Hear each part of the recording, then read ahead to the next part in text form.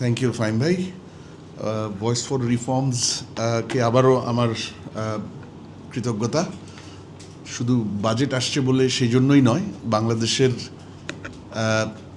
যদি অর্থনীতি উন্নয়ন নীতি নির্ধারণের ধারাবাহিকতায় দেখি যে একটা পেরেনিয়াল প্রবলেম বাংলাদেশের রাজস্ব ব্যবস্থা, সেইটার বিষয়ে আলোচনার অবতারণা করার জন্য। কারণ এটা আমি আর স্নেহাশিস আর মালাপা, আমরা ফরিদ ভাই তো আমরা প্রায় আলাপ করি, এটা নিয়ে বলেও যেমন কোনো লাভ হয় না, কিন্তু না বলারও কোনো অপশন নাই, বলে যেতে হবে। হয়তো সেইখান থেকেই একটা সময় চেঞ্জ আসা শুরু হবে। তো আমি স্নেহাশিসকে ধন্যবাদ জানাই for a very excellent detail presentation, এবং আমাদের অন্য স্পিকাররা বলেছে টেকনিক্যাল লেভেলে এক্সেলেন্ট। মানে আমি being a non technical chartered accountant বা ফাইন্যান্স প্রফেশনাল, আমার কাছেও টেকনিক্যাল হলেও বেশ সহজেই কম্প্যারিজনগুলো বোঝা যাচ্ছিল যে কেন ভালো, কেন খারাপ, কেন কস্ট বেশি বা এক্সেসিভ। তো সেই জন্য স্নেহাশিস আপনাকে ধন্যবাদ। বাট পুরো প্রেজেন্টেশনে যেটা রিকনফার্মড হলো যে আমাদের ওভারঅল রাজস্ব ব্যবস্থায় ইনডিরেক্ট ট্যাক্সেশনের যে প্রাধান্যটা এবং সেটার জন্য প্রবলেম, এবং আমরা ভ্যাট ভার্টিক্যাল একটা যখন ভেতরে ঢুকলাম তখন সেই ইনডিরেক্ট ট্যাক্সেশনের পিলারের ভিতরে কী কী প্রবলেম আছে সেগুলো চমৎকারভাবে Snehashis as a chartered accountant তার চমৎকার আইডিয়া শেয়ার করেছে। আমি অবভিয়াসলি এই সাইদ ভাই বা স্নেহাশিস যে অ্যাঙ্গেলে বলেছে অ্যাকাউন্টস, ফাইন্যান্স বা ভার্টিক্যাল টেকনিক্যাল, সেখানে আমার জ্ঞান খুব সীমিত। তো আমি একটু অর্থনীতির কৌশল এবং রাষ্ট্রীয় আর্থিক ব্যবস্থাপনা, ফিসক্যাল ম্যানেজমেন্ট বা জাতীয় ন্যাশনাল ইকোনমিক ম্যানেজমেন্ট, সেই অ্যাঙ্গেল থেকে এই জায়গাটাকে একটু দেখতে চাই, এবং সেই জায়গায় তিনটা বিষয়ে আলোকপাত করতে চাই। প্রথমে হলো আমাদের কাঠামোগত সমস্যা। এটা বোধহয় বুঝতে খুব বেশি সময় লাগবে না, বা সবাই বুঝতে পারছে আমাদের অর্থনীতিতে ওভারঅল কাঠামোগত সমস্যার অভাব নাই। ধরেন informal economy versus formal economy, এমপ্লয়মেন্টে ফর্মাল, ইনফর্মাল বা গেইনফুল, লেস গেইনফুল এমপ্লয়মেন্ট, এক্সপোর্টে RMG versus non RMG, even domestic ইকোনমিতে 5টা সেক্টরে 72% প্রোডাকশন, সেই 5টা সেক্টর ভার্সেস অন্য সেক্টরস। আমাদের কাঠামোগত সমস্যার যে এই মানে আরও অনেকগুলো আছে, তারই একটা এক্সটেনশন, খুব ইম্পর্টেন্ট এক্সটেনশন বা খুব চিন্তিত হওয়ার মতো এক্সটেনশন, যে কাঠামোগত ইমব্যালেন্স, স্ট্রাকচারাল ইমব্যালেন্স ট্যাক্সেও আছে, রেভিনিউতে আছে, এবং সেটা হলো ইনডিরেক্ট ট্যাক্সেশনের প্রাধান্য। এবং সেই জায়গায় আমি I am very thankful to Snehashis যে সবাই 68%টা দেখে, ওই যে ভিএটি আর কাস্টমসের পার্টটা, কিন্তু এটার ভেতরে যে শুভঙ্করের, এটার বাইরে মানে এটার ইন এডিশন টু দ্যাট যে শুভঙ্করের ফাঁকি আছে, এবং ইনডিরেক্ট ট্যাক্সেশন যে ইজ নিয়ারলি 80% বাংলাদেশের টোটাল রেভিনিউর, সেইটা আমার মনে হয় আজকে বেশ ভালোভাবে উঠে এসছে। কারণ ইনকাম ট্যাক্সের বড় অংশটা উইথহোল্ডিং ট্যাক্স বা TDS, tax deducted at source, সেই জায়গাতে নিয়ে আসছে। তো এইটা প্রফেসর ফরিদি আপনি বলেছেন, এটা তো আসলে টিপিক্যাল অর্থে ইনডিরেক্ট ট্যাক্সেশন না, ইউ আর কারেক্ট, বিকজ এটা তো ভিএটি বা ইম্পোর্ট পয়েন্টে নিচ্ছে না।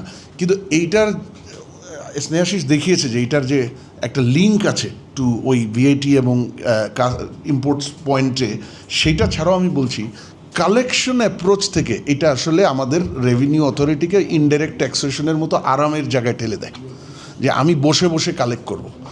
তখন আমি আসলে নতুন সেক্টর, নতুন অ্যাভিনিউ, ইভেশন, কষ্ট করে একটু বাঙালি ট্যাক্স দিতে চায় না, এটাই রিয়ালিটি। ট্যাক্স অথরিটিকে এক আপ দোষ দিলে হবে না। আমাদের কমপ্লায়েন্স কালচার এবং ট্যাক্স কমপ্লায়েন্সের কিন্তু ভেরি টেকনিক্যাল স্ট্রাকচারাল টেকনিক্যাল এবং সিস্টেম্যাটিক স্টাডিজ আছে। পার্টিকুলারলি ওয়ার্ল্ড ব্যাংক এটা 2বার করেছে গত 10 বছরে।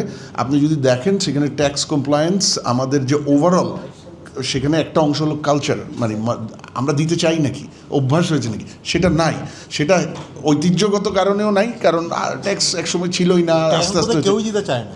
আসতেছি এটার সাথে এখন যুক্ত হয়েছে শুধুমাত্র ট্যাক্স রেট 15% বেশি, মানে নেটে আসলে 15% দিতে হবে ওই ওয়ান অফ রিস্কের জন্য না, ওই 15% তো দিতেই হবে। এর সাথে যে আরও কত ধরনের আনফেয়ার কোয়েশ্চেনের মধ্যে আসতে হবে, বা চেটি পাইতে হবে বা হাজিরা দিতে হবে এই ভয়ে কিন্তু আসতে চায় না, ঠিক আছে? তো এখন ট্যাক্স কমপ্লায়েন্সই লো। তো ট্যাক্স কমপ্লায়েন্স যখন লো থাকে তখন কিন্তু ট্যাক্স অথরিটিকে আউট অফ দ্য ওয়েতে গিয়ে মানে মাথায় হাত বুলিয়ে হোক আর শক্ত করে ধরে হোক ট্যাক্সটা বের করতে হয়, নতুন অ্যাভিনিউ বের করতে হয়, নতুন সোর্সেস অফ ট্যাক্সেস, নতুন কালেকশন মেকানিজম, অনেক কিছু। সেই জায়গায় এই indirect way of collecting income tax through TDS and withholding tax that adds to the indirect taxation culture বাংলাদেশের ওভারঅল। তো এবং এইটা যতদিন থাকবে আমাদের ট্যাক্স সিস্টেম রিগ্রেসিভ, মানে যেটার মাধ্যমে আমরা আসলে প্রসপ্যারিটি, দারিদ্র কমানো এই জায়গাটায় আমরা যেতে পারবো না। এবং আমাদের ট্যাক্স অথরিটি, রেভিনিউ অথরিটিকে মানে একটা জিনিস বুঝতে হবে যে যদি আমরা ইনডিরেক্ট ট্যাক্সেশনের এখন বোধহয় ট্যারিফ কাস্টমস বোধহয় 28%, তাই না? 27-28% আমাদের কালেকশন কাস্টমস থেকে। এইটা তো আপনার ওই এলডিসি গ্র্যাজুয়েশন এই বছরই হোক আর 29 সালেই হোক, তার সার্টেন কয়েক বছরের মধ্যে WTO রুল অনুযায়ী আপনাকে মেজরিটি জিরোতে নিয়ে আসতে হবে। আপনি তো এটা আপনি পারবেন না। আমরা কিন্তু নিজেদের লেসন, এই যে একটু আগে ফাহিম ভাই বলছিলেন, নিজেদের লেসন নিজেরাই ভুলে যাই, ভালো কাজ নিজেরাই ভুলে যাই। আমাদের ট্রেড লিবারেলাইজেশন আর্লি 90s থেকে মানে ওভারঅল লিবারেলাইজেশন অফ দ্য ইকোনমি 78, 79, 80 থেকে শুরু হয়েছে। ওইটার ধারাবাহিকতায় 90s কিন্তু এবং 2000-দের যে দশকটা, এই ধারাবাহিক মানে ট্যারিফ কমানোর একটা চমৎকার ধারা কিন্তু ছিল। এনবিআর কিন্তু সেটা করেছে, কিন্তু আনফর্চুনেটলি আমার মনে হয় 15-16, রৌফ ভাই, ফরিদ ভাইয়েরও ভালো বলতে পারবে, এটা বোধহয় 15-16 সালের পর থেকে এটা স্লো ডাউন এবং আস্তে আস্তে একেবারে স্টপ করে গেছে। যার ফলে আমাদের ওই ট্যারিফের উপর নির্ভরশীলতা এখনও 27-28% টোটাল রেভিনিউ, যেটা এখন হয়তো 10-12%-এর বেশি থাকা উচিত ছিল না, বিকজ ইন 5-6 ইয়ার্স এটার মেজরিটি আমাদেরকে ফেজ আউট করতে হবে WTO রুলস অনুযায়ী। সুতরাং এই কাঠামোগত সমস্যা, এই জায়গা থেকে এই আমাদের ইনডাইরেক্ট ট্যাক্সেশন, পরোক্ষ করের উপর নির্ভরশীলতা এবং পরোক্ষ কর আহরণের ব্যবস্থার উপর নির্ভরশীলতা, এইটার থেকে বেরিয়ে আসা ছাড়া আমাদের আর কোনো উপায় নাই। এটা হলো number 1। Number 2, tax as an economic policy.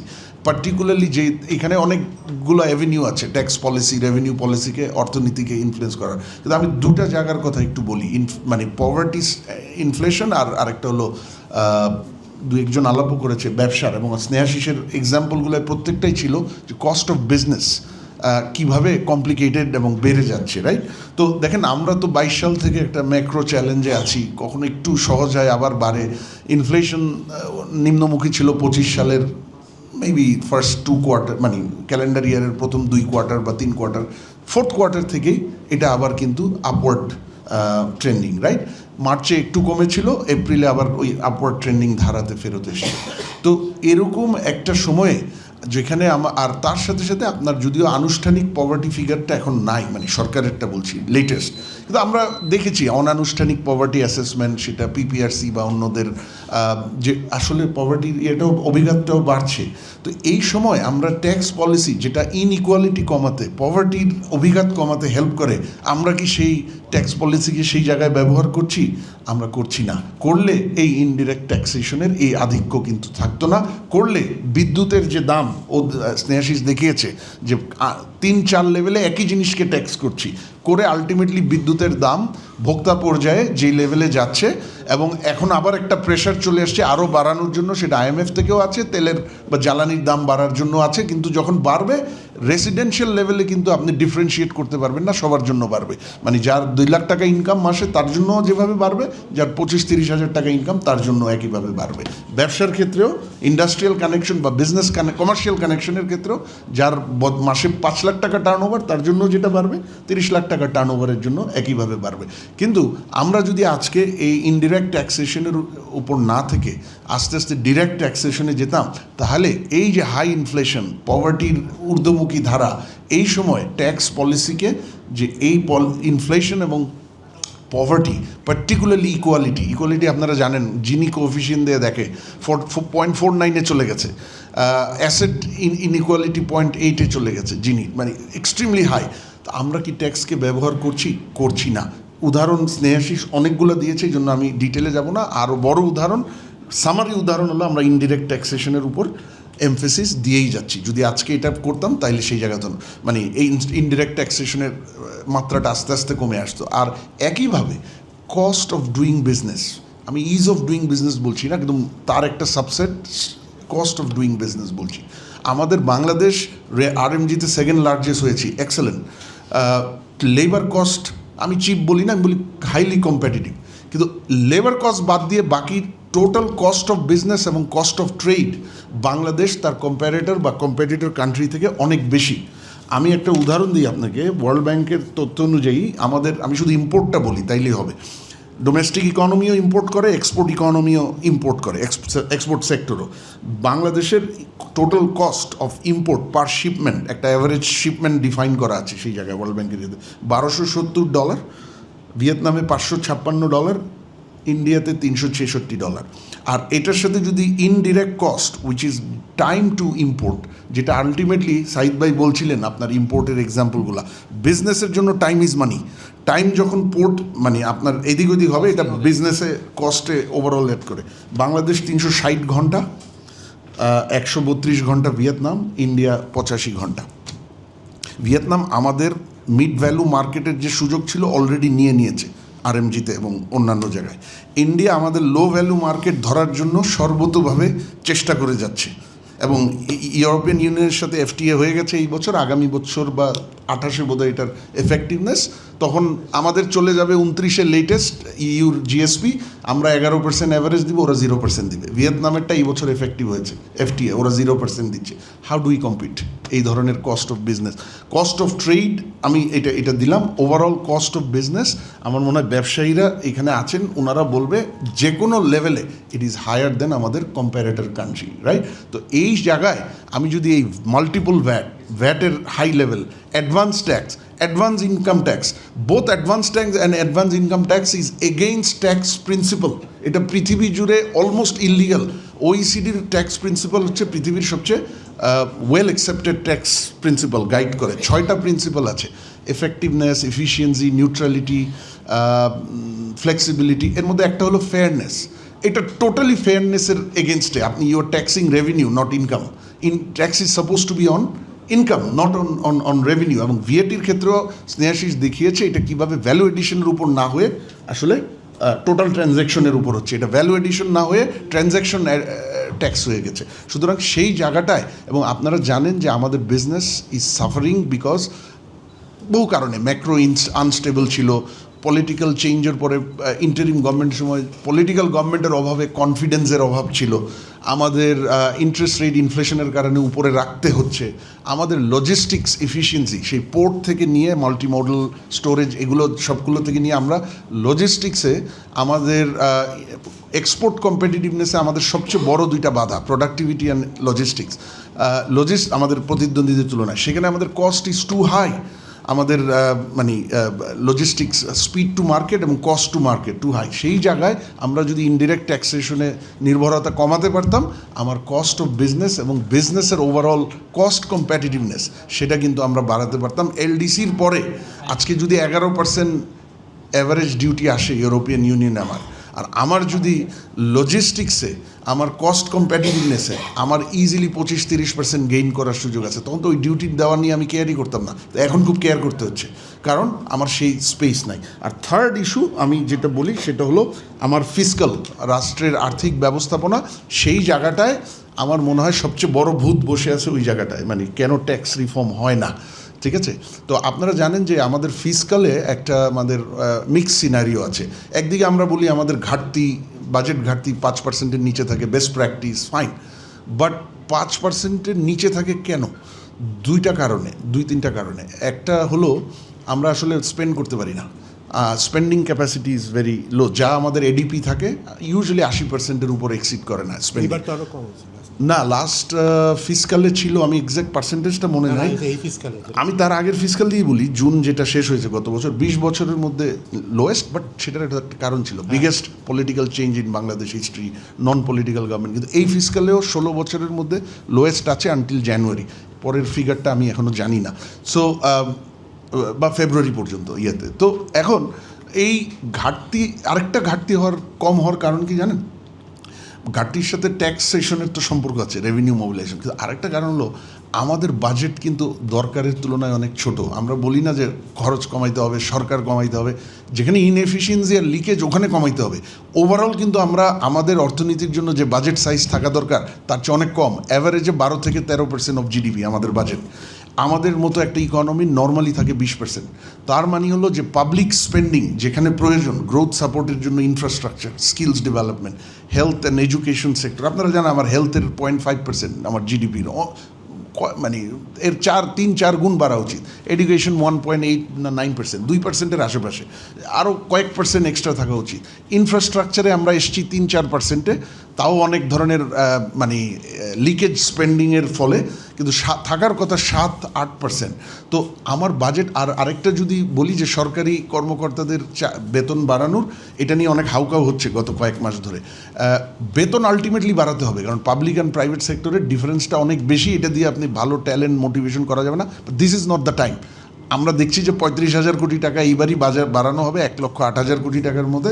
এই হাই ইনফ্লেশন, লো রেভিনিউ, লো গ্রোথের টাইমে যেখানে অস্টেরিটি মেজার থাকার কথা ছিল, এই বছর 35,000 কোটি টাকার ইনক্রিজ দেওয়াটা হয়তো টাইমলি হচ্ছে না, বাট আলটিমেটলি বাড়াতে হবে। কিন্তু সব মিলে আমার ফিসকাল ম্যানেজমেন্টে যে আমার তো টাকাই নাই খরচ করার মতো, আমার বাজেট যে সাইজ হওয়ার কথা সেই বাজেটই হচ্ছে না, আর তার সাথে তো মানে রেভিনিউ মানে অবস্থা খারাপ হয়ে আমার একদিকে ঋণ, আরেকদিকে ডেভেলপমেন্ট এক্সপেন্ডিচার কমে, অপারেটিং এক্সপেন্ডিচার বেশি, মানে এরকম অবস্থা, মানে প্রোডাক্টিভ ক্যাপাসিটিতে আমি ব্যবহার করতে পারছি না। তো সেই জায়গায় আমাকে যদি fiscal management, right budget, right spending আনতে হয়, আমাকে তো ট্যাক্স বাড়াতে হবে, এবং সেখানে ইনডাইরেক্ট ট্যাক্সেশন বাড়ায় আমি কোনোভাবেই আমি কল্যাণকরভাবে আসলে দেশের ফিসকাল ম্যানেজমেন্ট স্ট্রেংথেন করতে পারবো না। আমাকে ডাইরেক্ট ট্যাক্সেশনে বাড়াতে হবে। হয়তো ভলিউম আস্তে আস্তে ইনডাইরেক্ট ট্যাক্সেশনেরও বাড়বে, কারণ আপনার ইকোনমি বড় হলে, ইকোনমি ভাইব্রেন্ট থাকলে আপনার ভিএটি বাড়বে, কিন্তু আমরা চাই না যে পার্সেন্টেজটা 68% থাকুক বা ওভারঅল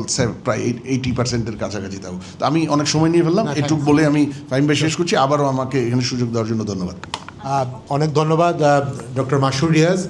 আপনি মানে কোয়ালিটি অফ এক্সপেন্সের কথা হয়তো বলছিলেন। একটা জাস্ট প্রথম আলোতে আজকে লিড নিউজ, আমি জানি না আপনারা তো পড়েছেন, সড়ক প্রকল্পের টাকায় ভবন বিলাস, এবং দেখা যাচ্ছে যে সুইমিং পুল থেকে শুরু করে সব কিছুই থাকছে আর কি ভবনে। তো আমরা এদিকে মানে ইনডাইরেক্ট ট্যাক্স সাধারণ মানুষজন বাড়ছে।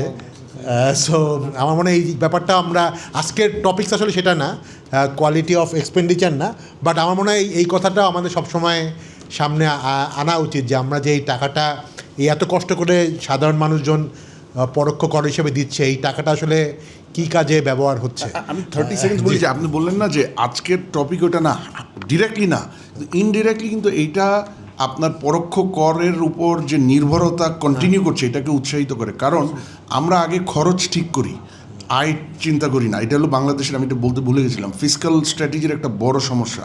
আয় কত হতে পারে, ঋণ নেওয়ার স্পেস কত ফিজিবলি, সেটা না দেখে আগে খরচ ঠিক করি, যার মধ্যে আবার বাজে খরচ এই টাইপের অনেক।